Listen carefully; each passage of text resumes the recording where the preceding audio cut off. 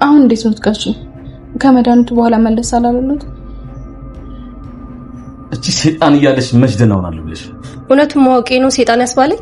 ምን አለ አሁን እንኳን ዝም ብትይ? እያመማችሁ አይደል እንዴ? ይሄ ሚስጥር እዝራ ማወቅ የለበትም። እባካችሁ ልጆች፣ ይሄ ሚስጥር ካወቀ እዝራ በጣም ነው የሚሰበርብኝ። የኔ ልብ መውደቅና መሰበር ግን ምንም አይመስልም አይደለ? ቆይ ለምን ነው አንቺ ዝም የማትዩ? ጋሼ አሁን እንዴት ነው? ወይ ካልሆነ ዶክተር ልጥራ እንዴ? አያስፈልግም አብል። እባክሽ ሚስ ያልኩሽን ነገር ቃል ግቢልኝ። ቃልም እገባለሁ ያልኩን ነገር ስታረግ ብቻ ነው። እንደውም 50% ጨምረ እንድትሰጠኝ ነው ፈልገው። እውነት ግን አንቺ ከኔ ነው የተወለድሽው? እኔንም ተጠራጠርከኝ አይደለ? መቼም የዚህ ቤት ጉድ ቀስ እያለ ነው የሚወጣው። በል እንግዲህ አንቺም ልጅ አይደለሽ በለኛ። የእውነት ሜርሲ በጣም የምታሳዝኝ ሰው ነሽ። እሺ አንቺ ምንም አያገባሽም። እሺ ይሄ የቤተሰብ ጉዳይ ነው። እውነቴን ነው ሜርሲ። ይሄንን ነገር ለዝራት ነገር እኔ ራሴን ያልቄ እንገልሽ። ይሄን ያክል ለሱ ትጠነቀቃለህ ማለት ነው? አዎ ተጠነቀቅለታለሁ። እዝራ ማለት ለኔ ምትከይለው ልጄ ነው። ስለዚህ አንቺ ወለድኩሽ ብትሆኝም የሱን ያክል ግን አትሆኝልኝም እያልከኝ ነው?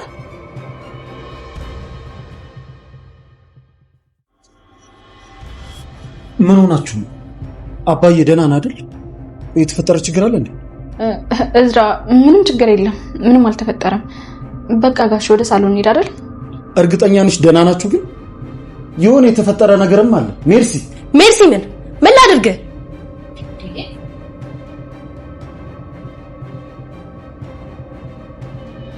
ምንድነው እሱ? አብል ቆይ አባዬ ደህና ነው አይደል? ምንም አልተፈጠረም አልኩ እኮ እዝራ። ጋሽን ትንሽ አመማርቋቸው ነበር፣ አሁን ደህና ናቸው። በቃ ዝም ብሎማ ሊታመም አይችልም። ምን አድርገው ነው አባዬ? ንገረኝ፣ ምን አድርጋ ነው? እስኪ አንተ እንኳን ነገር አብርድ። ምንድነው ፈጥኖ እንደዚህ ትግ ማለት? ምንም ችግር የለም ልጄ፣ አሁን በጣም ደህና ነኝ። ይኸው ሰማችሁ አይደል? አሁን ደህና ናቸው። ለማንኛውም ሳሎን እንግዳ አለን። እንግዳ?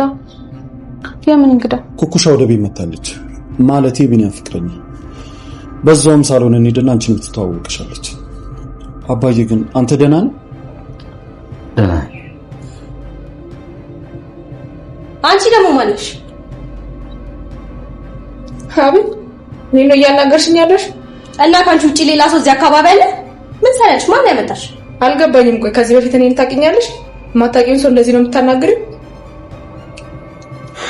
ይቅርታ ኩኩሻ፣ ጥለንሽ ጠፋን አይደል? ድሮም የሱ እንግዳ እንደሆንሽ ጠርጥሬያለሁ። ለምን ስርዓት አይኖርሽም? ኩኩሻ እቺ ህፃን ልጅ ምንም በማታውቀው እየተጎዳች ነውና ሙሉ ለሙሉ ትዳንልን የምትሉ ቪዲዮውን ላይክ ያደረጋችሁ ብዛታችሁን አሳዩኝ። ሌላው የሀብል መልካም ዜና አለን። ሀብል መልካም ዜናው እንግዲህ ሁለት ሆኖ ሳለ ሀብል እናቷንም አባቷንም እኩል ልታገኛቸው ትችላለች። ሀብል እናቷን የምታገኝበትን መንገድ ታውቃላችሁ። ልክ የውሸት እንደቀጠረቻት የምታውቀውን አዲሷን ልጄ ነው ብላ የያዘቻትን የሀብልን እናት ብዙዎቻችሁ ሳታቋት ያቺ ልጅ የሀብል ጓደኛ ሆነው ተገኝታለች። እነሱ ቤት በሄደችበት ሰዓት ላይ ከዚህ በፊት ልክ እንደሚተዋወቁ ተቃቅፈው ሰላም ሲባባሉ አይታችኋል። ያው ከዛም በኋላ ያለውን ደግሞ ታውቃላችሁ። ሁለቱ የልብ ልባቸውን ሲያወሩ እሷ ምን ላይ እንዳለች፣ በዛ ላይ የሆነ ስራ አግኝታ ልክ እንደ ልጇ ሁኚ ብላኝ የሆነች ልጅ ቀጥራኝ እዛ ቤት ውስጥ እንደዛ እያደረኩ ነው ማለቱ አይቀርም። የሆነ ቀን ታዲያ ሀብል በጓደኛዋ ተጋብዛ ልክ ወደ ትክክለኛ እናቷ ቤት ስትሄድ ሁለቱም በልባቸው በደንብ አድርገው እናትና ልጅ እንደሆኑ ስለሚተዋወቁ ምናልባት ለመጀመሪያ ጊዜ ሀብል ልቧ ይደነግጣል እናቷን ስታገኛት። ግን እናቷ እንደሆነች በምን ልታውቅ ትችላለች? ደስ የሚለው መልካም ዜና እናቷን ትክክለኛ ሄዳ ትተዋወቃታለች። እናቷ እንደሆነች ባታውቅም ማለት ነው። በሌላ በኩል ሀብል አባቷን ልትተዋወቅበት የምትችለው በጋሼ በኩል ነው። የጋሼ ብቸኛው ሐኪም የት እንዳለና ስለሱ መረጃውን ሲነግራቸው ትንፍሽ ሲልም እንደሰማችሁት ከሆነ ጋሼ ሲያነሳው የነበረው ዶክተር ስሙ ዘካሪያስ እንደሚባልና ብቸኛው ወደ ኢትዮጵያ መጥቶ የማያውቀው ሐኪምና ዶክተር እንደሆነ ሲናገር ሰማችሁት። በተመሳሳይ ሰዓት ደግሞ የሀብል እናት በትክክለኛው መንገድ የሀብል አባት የሆነው ልጅ ዶክተር እንደሆነና ስሙም ዘካሪያስ እንደነበረ ይሄንን ነገር ግጥምጥሞሽ አይደለም ብላችሁ መቼስ አስቡት። ሀብል ማለት እኮ ልክ እንደ ሀብታሞች ቅብርር ብላ ማደግ ያለባት ሴት ነበረች። በዚህ በኩል የእዝራ እህት የሆነችዋ ልጅ ምን ያህል ጨካኝ እንደሆነች አይታችኋል። በነገራችን ላይ የእዝራ እህት የሆነችው በሷ ጎን ሆነን ነገሮችን ብናይ እንደዛው ፍርዷን አሁን እያደረገች ያለችውን ነገር እናንተም ልታደርጉ ትችላላችሁ። እሷ እያለች ያለችው አንድ የምታውቀውን ሚስጥር ከአባቷ ጋር የምትጋራው ነገር አለ። አባቷ ጋሼ ወይንም ደግሞ እሷ የሆነ የሚያውቁት ስለ እዝራ አንድ እውነታ አለ። እዝራ ከሌላ ቦታ እንደተወለደና ትክክለኛ የጋሼ ልጅ እንዳልሆነ ጋሼም ጭምር በደንብ አድርጎ ያውቀዋል። ነገር ግን እዝራ ከልጅነቱ ጀምሮ ተሰቃይቶ ስላደገና ያኔ ማለት አሁን ላይ እንደዛም ተሰቃይቶ ምንም አይነት ልቡ ውስጥ መጥፎ ነገር እንደሌለ ጋሼም ጭምር ያውቀዋል። ታዲያ እህቱ እያለች ያለችው እሱ እንኳን ከሌላ ቦታ ተወልዶ እንዴት እኔ የሚገባኝን ንብረት ሳላገኝ ለሱ ይሄን ያህል ፍቅርና ንብረት ትሰጠዋለህ እያለች ጋሼን እየወቀሰችው ነው። ጋሼ በራሱ በኩል ደግሞ አንቺ መጥፎ ስለሆንሽ የምትጠቀሚበትን ነገሮች እንዳለ ለምሳሌ ንብረት ብሰጥሽም ከዚህ በላይ አውሬ ትሆኛለሽ፣ ስለዚህ ንብረቱ አይገባሽም እያላት ነው። እሷ እያለች ያለችው ትክክለኛ እናቴ ለኔ የዋለችልኝና ለኔ ይሁን ብላ የሰጠችኝን አክሲዮን ብቻ ስጠኝ ትሏለች። ጋሼ ግን በጭራሽ እሱን ወስደሽ ለማን እንደምትሰጪ አውቃለሁኝ፣ ለአክስትሽ ነው አይደል የምትሰጪው? እሷ ደግሞ ከዚህ በፊት እያደረገች የነበረውን ተንኮሎች እንዳለ በእጥፍ ታደርገዋለች ይህን ገንዘብ ካገኘች። ስለዚህ በጭራሽ።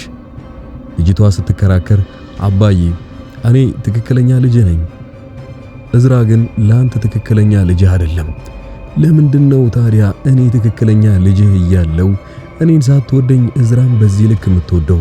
እዝራን ስላመከው ጭራሽ የዚህ ሙሉ ንብረትና አንተን ያለህን ውክልና ሙሉ ለሙሉ እንዴት ለሱ አሳልፈ ትሰጣለህ? እኔ ብትወልደኝ እኮ ነው እንደውም እኔን የበለጠ መውደድ የነበረብህ ብላ እሷ እንዲሰማት አድርጋ ብትነግረውም ግን እሱም ጋሼ ቀድሞውኑ ስለሚያውቀው ንብረት ከወሰደችና ትንሽዬ ጉልበት ካገኘች ምን አይነት ጥፋት ልታጠፋ እንደምትችል ታውቃለች። መጨረሻ ላይ ግን ልጅቷ የዋዛ አልነበረችምና ጋሼን ልታሳምንበት የምትችለው ሌላ ነገር ይዛ ትመጣለች። ጋሼ መቼስ ታውቃለህ አይደል እዝራ ትክክለኛ ልጅህ እንዳልሆነ ከሌላ ቦታ እንደወለድከው። ይህንን ነገር ለሱ ነግሬ ልቡን ብሰብረው ይሻላል ወይንስ ከጠየቅኩህ 50% ጭማሪ አድርገህበት አክሲዮኑን ትሰጠኛለህ? ይህን ስትለው ጋሼ ሌላ አማራጭ እንደሌለው ያውቃል። ነገር ግን በገዛ ልጁ እንደዚህ አይነት ውሳኔ በመወሰኗና እንደዚህ አይነት ያለ ጥያቄ እሱን በመጠየቋ በጣም ነበር ያዘነባት።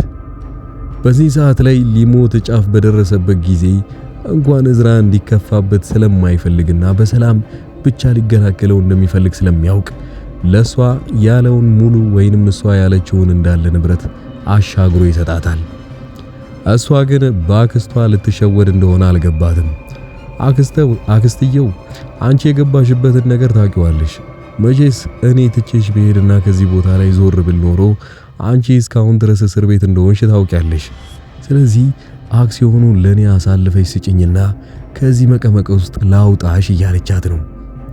ባታምናት ግን የዚህን አክሲዮን ውጤት መጨረሻውን ማየት ስለምትፈልግና አሁን የገባችበትን ጭንቀት ሙሉ ለሙሉ መውጣት ስለምትፈልግ ብቻ አክሲዮኑን ከአባቷ ተቀብላ ለሷ ወይንም ለአክስትየው ለመስጠት ዝግጁ ሆናለች። አክስትየው ግን ከጸደል ጋር ወይንም ደግሞ ውጪ ካለችው ከሀብል እናትን ውርስ እየጠበቀች ያለችው ሴትዮ ጋር ነገሩን ፍተሻቸውን አንድ ላይ ያደረጉ ነው። ሁለቱም እኔ ቀድሜ ሀብታም ሆናለሁ፣ እኔ ገንዘብ ይኖረኛል ብለው እየተፎካከሩ ነው። ምን ያህል ጅብ እንደሆኑ ታውቃላችሁ። ሜርሲና አጸደ በተንኮል እየተቃረኑና እርስ በርሳቸው የኔ ይበልጣል እየተባባሉ እስካሁን ድረስ አሉ። ሜርሲ በዚህ ቤት ውስጥ ያለችውን ንብረቶቿንና የወንድሟን ወይንም ደግሞ የጋሼን ንብረት ለመካፈል ጫፍ ደርሳለች። በቀጥታ እንደማይደርሳት ብታውቅም ግን ፊት ለፊት ያለውን ነገር ባትቃወምም ከገዛ አክስቷ ነኝ ብላ ከምታስበው ልጅ እየሸወደቻትና ካለባት ችግር አንጻር ችግሩን እኔ እፈታልሻለሁ እያለቻት ሌላ ትልቅዬ ንብረት እየጠበቀች ነው። አክሲዮንን የሚያክል ነገር። አጸደ ደግሞ ትክክለኛ የሀብል እናት ስትመጣ ልጄን አገናኘኝ ስትላት እሷ መቼስ አሁን ስራ ሰርታን የመጣችውና ንብረት ይኖራታል ብላ ስላሰበች ሌላ ልጅሽ ናት ብላ ሌላ ሰው እንዳስተዋወቃች አይተናል። በቅርቡ ሁለቱም የሚገባንን እናገኛለን ብለው በሚንሰፈሰፉበት ጊዜ ግን ትልቅ ቦምብ መሃላቸው ይፈነዳል። አሁን እርስ በርስ ተዋውቀዋል አጸደና ሜርሲ። ሁለቱም እርስ በርስ ሲተዋወቁ አንቺማ ብቻሽን ይሄን ተንኮል እየሰራሽ አታገኝም፣ ከማጋለጥሽ ግማሹን አካፊኝ መባባላቸው አይቀርም። እርስ በርሳቸው እንደዛ ሲሉ ሳይስማሙ ይቀሩና አንዳቸው ላይ ጠቁሞ ሁለቱም በዛን ሰዓት ላይ ተጠቃሚ ሳይሆኑ ይጋለጣሉ ማለት ነው። እዝራ አዲሷን ልጅ አብሮ ለማሳደግና ውክልናውን ወስዶ ሙሉ ለሙሉ በማደጎ ሊወስዳት ውሳኔ ወስኗል።